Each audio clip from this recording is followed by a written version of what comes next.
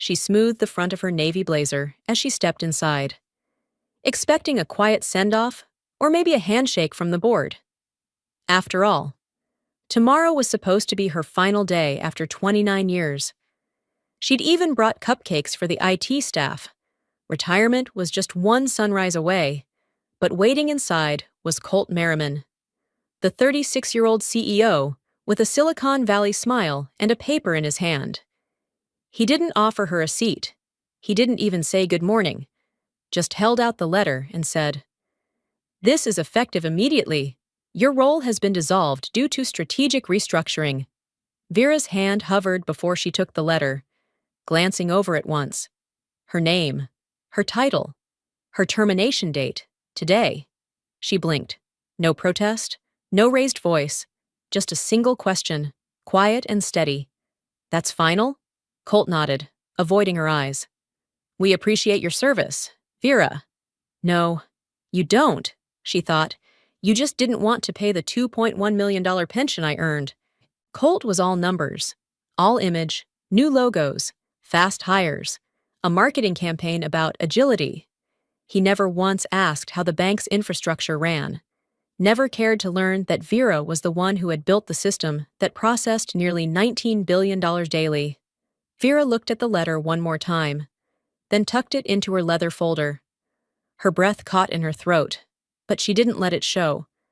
She simply walked to the exit, at the door. She paused. Her badge hovered near the scanner. Beep. The light blinked green for the last time. She didn't look back. No dramatic exit. No final words. Just the quiet hum of fluorescent lights and the soft click of her shoes down the hallway she'd walked for nearly 3 decades, and somewhere in the code base of the system she architected. Something silent began to shift. The morning after her termination. Vera Linnell sat alone at her kitchen table, stirring her coffee long after it had gone cold. Sunlight filtered through the window, casting soft shadows across her notebook, leather-bound, worn at the edges, pages filled with the original sketches of a system that now powered one of the largest financial institutions in the country. It had no official name back then, just blocks, roots, security shells, and the handwritten notes of someone who'd stayed late long after everyone else had left. She had built it from the ground up. The infrastructure, the fail-safes, the encrypted core, all of it was hers. Not legally, perhaps, but spiritually, functionally. The system didn't just run because she coded it. It ran because it trusted her. She remembered the moment that trust was tested. 15 years ago. Vera uncovered anomalies buried deep in the transaction logs, quiet signals that pointed to internal money laundering. When she brought her findings to the executive board, they thanked her, and then promptly buried the issue. Within a week, she found herself uninvited to strategy meetings, reassigned from oversight roles, and branded as difficult to work with. That was the first time she realized they wanted her to build, not to question, but she never stopped questioning. Years later, the board asked her to approve a set of quarterly reports riddled with inflated asset values. A harmless touch-up, they'd said. One signature was all they needed. It would have secured a foundation scholarship for her daughter, Ivy League, full ride. But Vera declined. And just like that, the offer vanished. Her daughter went to a state school instead. Taking on student debt, Vera would spend years helping her pay off. Ethics had a cost. Vera paid it, quietly, painfully, but without regret.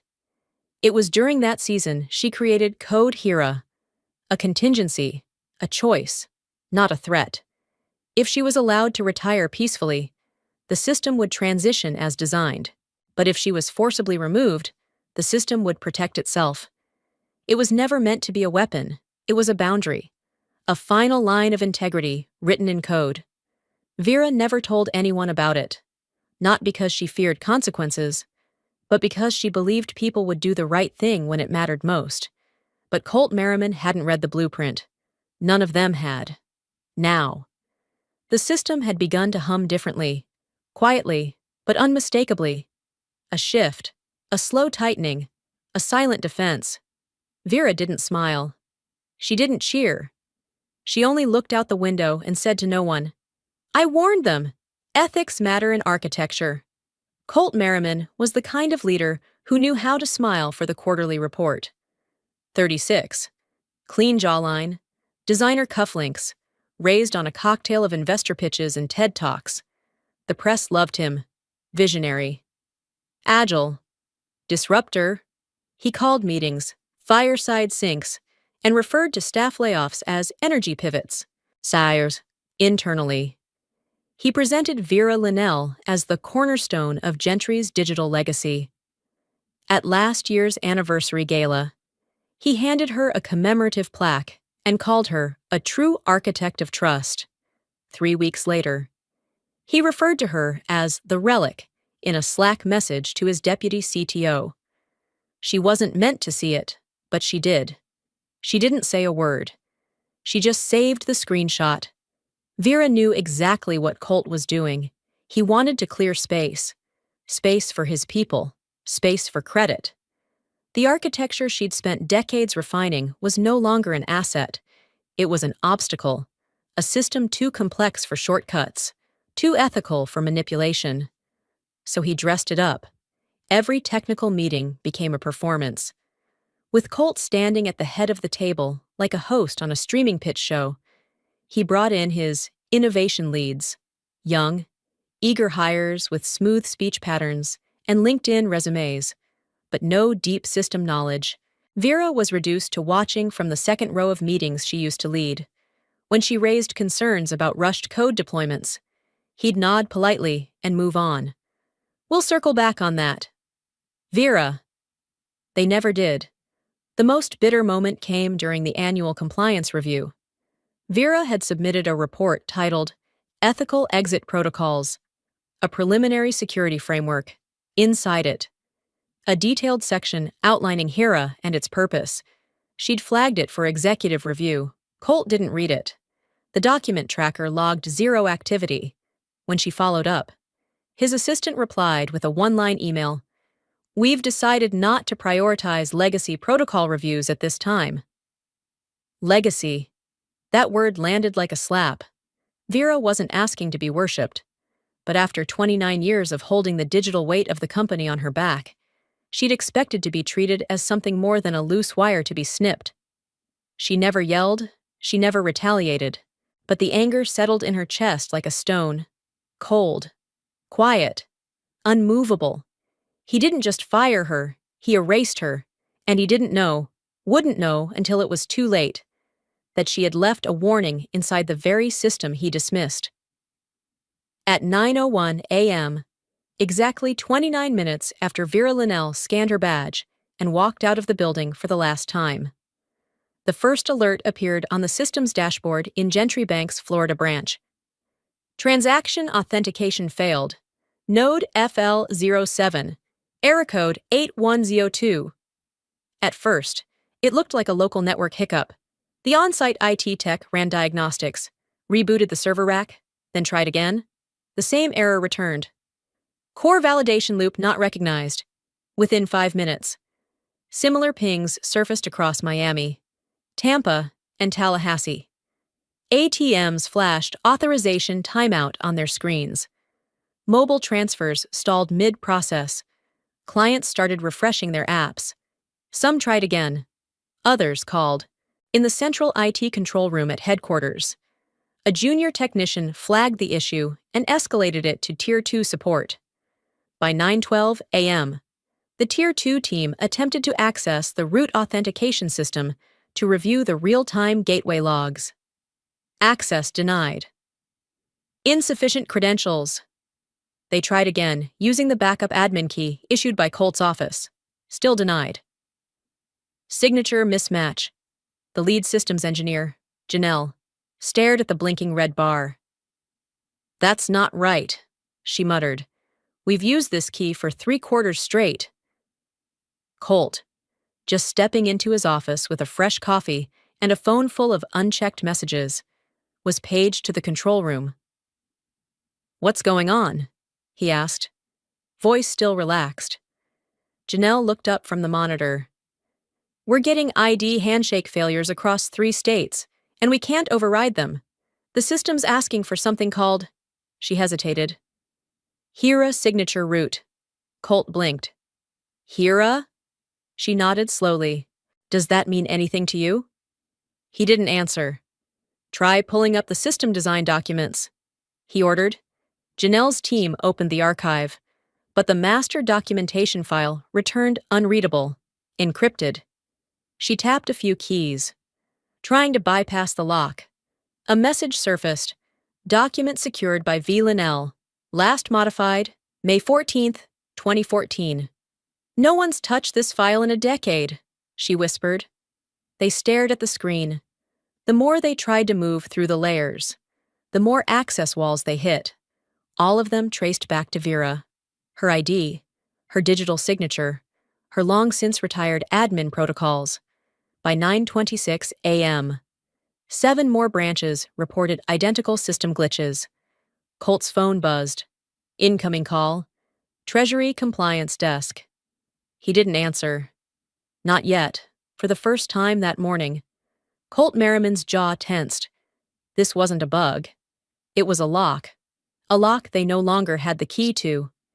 And the one person who did had walked out exactly 29 minutes ago. By 9:47 a.m., the glitch had turned into a blackout. From Boston to San Diego, ATM screens across the Gentry Bank network froze simultaneously, each displaying the same bold, impersonal message. Service unavailable. Please contact your branch. Only, the branches weren't answering either. Inside the bank's mobile app, user login requests spun endlessly before timing out. Wire transfers halted mid-transaction. Pending mortgage approvals were suspended. Internal dashboards returned incomplete data. Authentication systems stopped responding altogether. At 10:04 a.m., crowds began forming outside branches in Florida and Ohio. Local news stations picked up the story. Gentry system down nationwide. Hashtags began trending. Social media flooded with confusion, complaints, and unease. Some asked if it was a cyber attack. Others feared a liquidity crisis. Some just wanted to know if they could pay their rent today. In Gentry's 17th floor boardroom, Colt Merriman stood with both hands pressed flat on the glass conference table, eyes scanning the live report feed. "Tell me this is temporary," he said sharply. Janelle, now leading the crisis call, didn't answer immediately. "The system hasn't just failed, Colt," she finally said. "It's rejecting every override we've thrown at it. This is intentional behavior. It's protocol-driven." He exhaled slowly. "So we're locked out?" "At the root level, yes." Colt turned to the company's general counsel, who had joined the emergency meeting via video call. "Reach out to Vera Linnell, now. Offer reinstatement. Offer a bonus. I don't care. Just get her to unlock this." The legal team nodded and made the call. At 10:21 a.m., they got an answer, not from Vera, but from the HR director's assistant. "We can't authorize any communication regarding internal systems. Ms. Linnell is no longer an employee of Gentry Bank Corp. Her credentials have been formally revoked. She no longer has access, nor permission to engage." They tried again, this time from Colt's direct office line. No answer. He paced the boardroom, teeth clenched. "They don't get it," he muttered. "She wants control. That's what this is. She's making a point." Janelle shook her head. "I don't think she's making anything. She just left. And the system did exactly what she designed it to do." Colt looked out the window. Down at the street below, where camera crews were arriving outside the corporate tower, the system was offline. But the bank? The bank was very much online, under the spotlight, under fire, and underprepared. And the one woman who could stop the unraveling? They had let her go, just 49 minutes ago, by 11:05 a.m. The boardroom no longer echoed with commands, it buzzed with anxiety. Half-finished coffees went cold. Collars were loosened. And Colt Merriman had finally stopped pacing. He stood still, silent, staring at the contract draft just printed on the table in front of him. Reinstatement, retroactive employment, immediate compensation package, double her original retirement amount. If we offer this to Vera now, she signs. We bring her back on paper, Colt said, forcing calm into his voice. Once she's technically re-employed, she can override the lock. No one disagreed. Everyone wanted to believe it was that simple. One mistake, one fix, a price to pay, but still salvageable. The bank's legal team expedited the process. The contract was updated, reviewed, notarized, and sent out via secure email with a couriered physical copy as backup. By 11:31 a.m., Vera received it. She was sitting in her living room, barefoot, with a cup of peppermint tea in hand. The world outside her window was loud, stock tickers crashing, phone lines vibrating, news headlines screaming. But inside, everything was quiet. She opened the file, skimmed the language, and read every line twice. Her name was there. So was her title, her compensation, her welcome back. It even carried Colt's digital signature. Then came the knock. The courier with the same contract in hard copy, hand-delivered. She thanked him softly, then called the number listed on the final page. Colt answered himself. Vera, thank you for calling. Look, we understand things weren't handled well this morning, but this contract restores everything. Just sign it. We'll set the override. We'll make this right. Vera was quiet for a long moment. Then she said it. I can't sign this. What? Why not? Because it's invalid. What are you talking about? It's legal. It's signed. It's not about legality, Colt. It's about timing. HERA isn't just a lock. It's a condition. It only responds to an override initiated by an active, authorized employee. At the moment of activation, she paused. I was fired at 8:32 a.m. You terminated that authorization. Colt's voice cracked. But if we bring you back, you can't bring me back to a moment that's already passed. He didn't respond. I warned you, she said quietly. In the white paper, in the protocol notes. But no one read them. Vera hung up.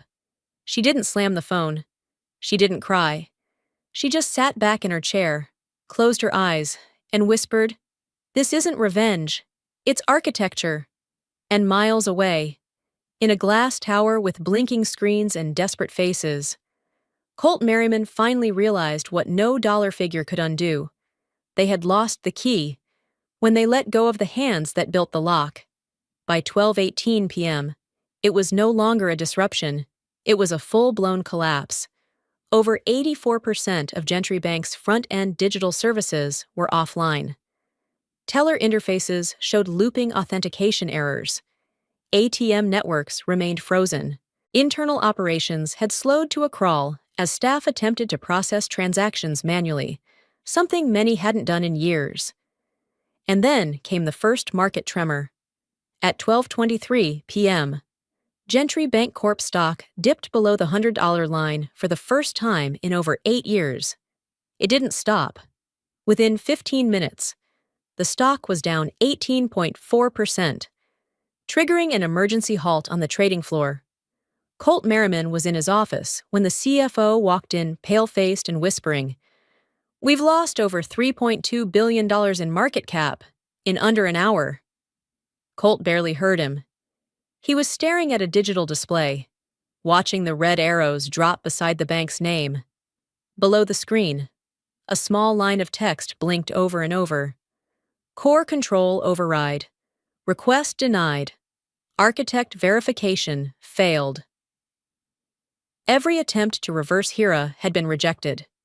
They had tried cloned access keys, biometric forgeries, even an emergency override script Vera had authored herself 5 years ago, but none of it worked.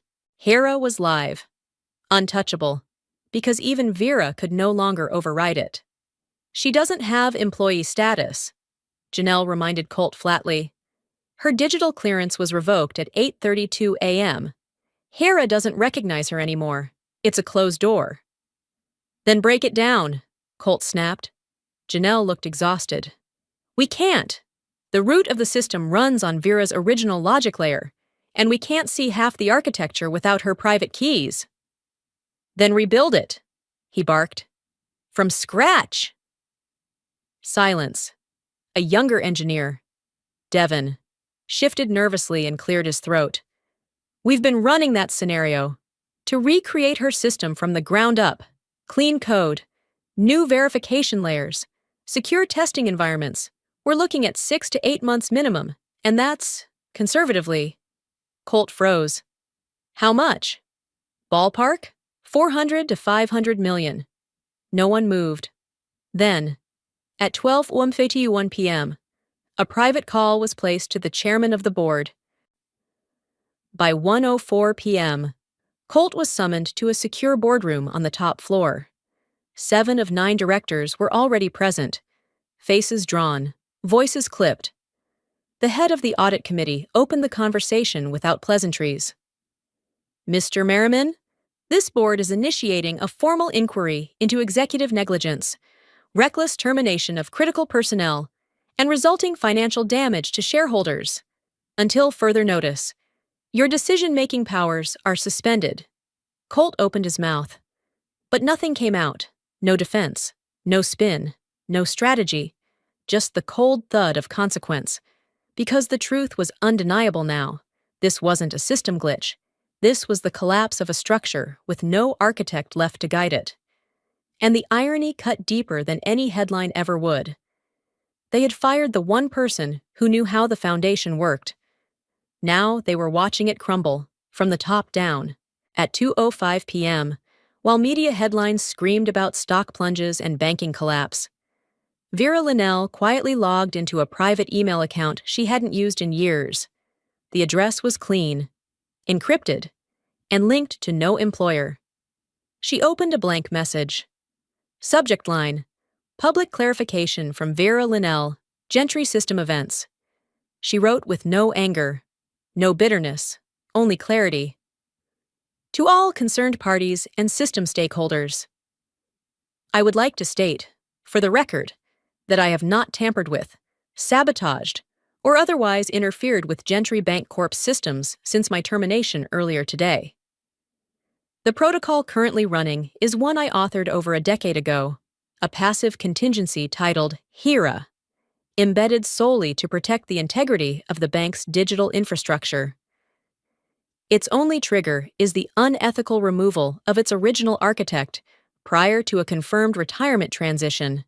Once triggered, it secures the system from unauthorized succession. It is not an attack. It is not malware. It is, quite literally, the system choosing not to trust those who violated the ethical contract it was built upon. I do not wish harm to the institution. I only withdrew the one thing I truly owned. My trust. She paused, then attached a single document, a PDF copy of an email, dated June 17, 2015, addressed to Gentry's former board. If we ever reach a point where our systems outpace our ethics, I will have failed in my duty as an architect. I have written a safeguard, not for myself, but for the integrity of the structure. Should this board ever choose speed over stewardship, you will not need to worry about retaliation. The system will simply stop listening. Vera hit send. By 2:16 p.m., the statement had reached 3 internal mailing lists at Gentry and leaked to a prominent cybersecurity forum. By 2:37 p.m., it had been picked up by financial tech blogs, then tweeted by 2 former Gentry engineers with the caption, "She warned them. They laughed." The system remembered. Younger developers began posting Vera's quote across threads and feeds. I only withdrew the one thing I truly owned. My trust. It spread fast. Not as a scandal, but as a quiet kind of anthem. Some called her a whistleblower, others, a systems prophet. But Vera didn't respond to interviews. She didn't appear on camera. She simply closed the laptop, stepped outside onto her back porch, and watched the sky change color. Inside her home, the world buzzed with speculation. Stock analysts, former colleagues, digital rights advocates, all weighing in. But Vera wasn't chasing justice anymore. She had built it into the blueprint. They had ignored the warning, fired the architect, and triggered the defense she designed not out of vengeance, but out of principle. Now, the system was doing what she had always done, standing silently, holding the line, waiting for the right people to return. By 3:42 p.m., Gentry Bancorp was no longer experiencing a systems outage. It was facing a crisis of trust, and trust is harder to reboot than code. Customers had waited in lines for hours, watched helplessly as digital transfers failed, and grown anxious as local news reports confirmed the issue was not due to external attack, but an internal safeguard malfunction. That phrasing, internal safeguard, ignited something. By 4:00 p.m., social media sentiment had shifted. What had begun as anger toward a glitchy bank was turning into doubt in its leadership. And when Vera Linnell's quiet statement began circulating among consumer advocacy circles, the shift became an exodus. If their own architect didn't trust them, one viral post read, "Why should we?" At 4:25 p.m., Gentry's competitor, Apex Federal, launched a customer onboarding campaign titled, "Stability You Can See, Systems You Can Trust." By 5:04 p.m., 42% of Gentry's premier clients had initiated account closures or asset transfers. Inside the tower, silence reigned in the executive suite. Colt Merriman was no longer at the head of the table. At 4:37 p.m., the board of directors voted to suspend him indefinitely, pending a full investigation into gross mismanagement and failure to disclose operational vulnerabilities. He left without speaking. Just one final glance at the monitors, each flashing some variation of "access denied." But the most devastating revelation came not from a tech audit. It came from the legal team. At 5:14 p.m., a junior counsel reviewed the architecture documentation file logs, ones they had believed belonged solely to Gentry. One footnote stood out. Copyright C. 2014. Verilyn Systems, LLC. Patent application US 5947 and 33B, filed June 12, 2014. There it was. The entire foundational blueprint of the HERA framework, the layered encryption, the conditional deployment, the behavior-triggered protocols, had been patented over a decade ago under a private LLC wholly owned by Vera Linnell. Gentry didn't just lose the architect. They never owned the house. A call was placed to outside legal advisors. The board fell into stunned silence. The implications were clear. Every version of the system running on Vera's logic since 2014 had been operating on a licensed structure, not a proprietary one, without a valid agreement. Gentry had no legal claim to continue using, modifying, or restoring the code. What's more, by firing her, they'd unknowingly voided their own access privileges under the original license's moral clause. No lawsuits from Vera, no warnings, just structure, just law, just the quiet force of long-prepared truth. The collapse wasn't loud. It wasn't explosive. It was the kind that spread slowly from the inside, like cracks in glass, invisible at first, until the pressure finally breaks it clean apart. And the one name whispered in every hallway, every Slack thread, every late afternoon emergency call: Vera Linnell. The woman they called a relic had built something timeless. By the time Gentry Bancorp's story hit the Sunday headlines, Vera Linnell was already in her garden, trimming the lavender with steady hands. She didn't watch the coverage. She didn't read the financial blogs or listen to the news segments trying to brand her a corporate martyr, a tech rebel, a systems whistleblower. None of those labels felt accurate. She hadn't fought anyone. She hadn't leaked secrets or stood at a podium. She had simply walked away and let the blueprint speak. And in her silence, the world had started listening. Life moved slowly now. She woke with the sun, brewed coffee without checking email, and found joy in ordinary things. The perfect bloom of a white camellia, the sound of wind against cedar, the hum of bees. Her daughter called more often. Old colleagues emailed apologies. But Vera didn't need closure. What she needed, what she'd always wanted, was integrity. And finally, the system she built had honored it. At 9:12 a.m. on a quiet Tuesday, a small package arrived on her porch. No press, no fanfare, just a black envelope and a solid brass plaque inside. Chief Architect, Vera Linnell Systems that protect their makers. Apex Federal Technologies. No contracts, no conditions. Just a message on the back in simple font. We don't need you to save us. We just want to build what you once believed was possible. She held the plaque for a long moment. Not smiling, not weeping, just still. There was no satisfaction in watching Gentry fall, no sense of revenge in their public humiliation, their board resignations, their settlement talks. That part had never mattered. What mattered was that the structure had endured. She had written her truth in logic. She had encoded her values into the system. And when they stripped her title, they'd unknowingly triggered the very lines of code that demanded respect, lines they had never bothered to read. Some saw that as revenge, but Vera didn't. Revenge is reactive, messy, fueled by fire. Her design had been cool, deliberate, and inevitable. It was never about vengeance. It was about defense. It was about building a world where ethics weren't optional, where foundations stood firm even when people didn't. As she mounted the plaque beside the old garden gate, a breeze moved through the trees. She inhaled deeply, the air tinged with rosemary and rain-soaked soil. She didn't miss the boardroom. She didn't miss the power, but sometimes she did miss the silence of servers running exactly as they should. Not for what they did, but for what they stood for, before turning back inside. Vera glanced at the brass plate once more and whispered, I didn't design it to punish them. I designed it to protect the system from people like them.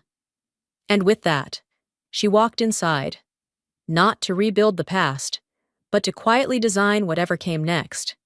In a world where quiet strength often goes unnoticed, Vera Linnell's story reminds us that true power doesn't shout.